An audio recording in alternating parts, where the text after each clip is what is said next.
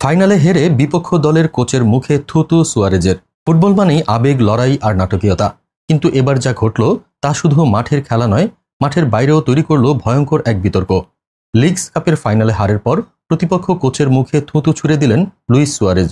আর সেই দৃশ্য এখন ঝড় তুলছে সোশ্যাল মিডিয়ায়। ইন্টার মায়ামির হয়ে নামা সুয়ারেজের ওপর ছিল বিশেষজ্ঞদের ভরসা, পাশে ছিলেন মেসিও।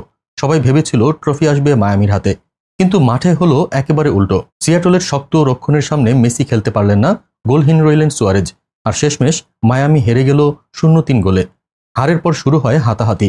তরুণ মিডফিল্ডার ভার্গাসকে ধাক্কা, গলা চেপে ধরা, ঘুষি, তারপর সরাসরি প্রতিপক্ষ কোচের মুখে থুতু। দৃশ্যটি ক্যামেরায় ধরা পড়তেই ভাইরাল হয়ে গেছে।